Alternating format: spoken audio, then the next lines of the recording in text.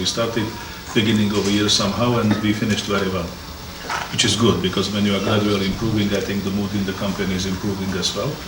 Now, I wouldn't overestimate this, because the fourth quarter results were really fantastic, but they were compared to bad results of 2018, and bad results of 2018 happened because of an old issue. We have discussed it last year, that we had to write off tens of millions of euros of bad debts, and we had to clean up basically the balance sheets of the last few years. So that's why the results of 2018, especially the fourth quarter, were not so good. But I think we should concentrate on last year, on 2019, where I would call it like we are returning to normality. And this is not about our company only returning to normality, but this is about overall market. Hopefully is returning to normality, because we started the business with all sorts of regulatory and governmental issues and measures. They finally didn't work so bad as we expected, and that helped all of us at the end to recover and to do the business in more, I would say, consistent and less, how should I call it, maybe less crisis management way. So we have achieved last year the revenue growth of approximately 5%. Our EBITDA growth was 5.4%, and we were growing 4 quarters in a row. So we were, as I said, gradually growing. The revenue in the first quarter grew 19% and EBITDA 102%. Of course, 102 is a great number, but you have to take into consideration what I said about the write-offs and the 2018 financial issues. We had significant improvement on free cash flow. You know, cash is something what is feeding our business, and I have to say that we had issues with cash. We had to start to work with banks, so we had to take loans, which is a public information. Now we consolidated our financials in a way that we have improved approximately 100 million euros in terms of cash, which means after a few years they were cash negative. We came and we arrived into an area of cash positiveness, which is a very good thing. And finally, I hope we can really earn money we need for our own operation. We don't have to take loans. We were growing margins, and this is very important to us. We grew margins, for example, in B2C 14%, which is a huge achievement to grow margin double digit. Wholesale 15%, and especially if I look at ICT, 71%. This is incredible. You know that ICT is usually small margin, low margin business, but we were managing it very well. And that was not only the margin increase, but that was a significant revenue increase, more than 100% in ICT. So ICT means integration of some projects? No, this is IT, including systems integration.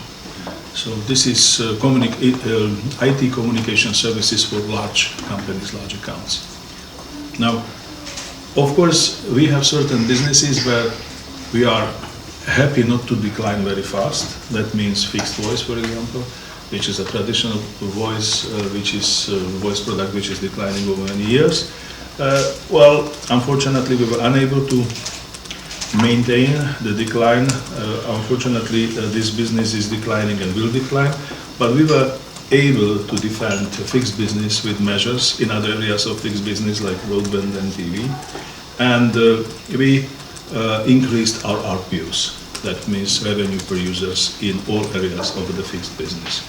In the mobile business, that was significant growth of the subscriber business, so which is the postpaid business. And of course the FMC, which is as well very important, we grew significantly. We grew 120%, if I'm not mistaken, and we have approximately 850,000 of FMC customers. Now, FMC customers are customers, they're using both fixed and mobile products, so they have a mobile subscription and they have a broadband or TV subscription under one contract. So, basically, I mentioned 100 million of cash. Over 11 months, we have improved our cost structure, digital transformation.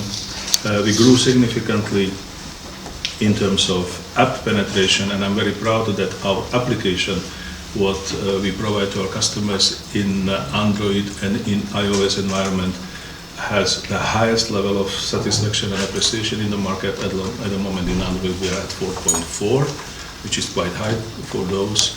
They follow the way how the applications is evaluated. Now, that was on the top line. This is, and on the profitability. What we did in terms of cost management, we continued with simplification process, and that was not only the products and portfolio, what we discussed already a few times, what we have simplified. We overall simplified the processes in the company and structure in the company. Of course, we had some headcount reduction last year, which is more than 20% of the colleagues left the company. And of course, the products and services we will continue to simplify further on. Of course, the ideal would be have to one product, but I don't think we can reach that. But we are going to simplify, and we are going to achieve reasonable level of products, reasonable number of products. Maybe on digitalization, we have increased 450% up penetration over 18 years. 18 months, 18 years, maybe yes. 18 years ago, the situation was similar than 18 months ago, almost close to zero. So 18 months, 450%. And now more than 30% customers are paying their bills online. You know, it doesn't seem too much in other operators. This number is much higher, but we have to take in consideration structure of our customers. We have many customers in rural areas. We have many customers that are already in retirement age.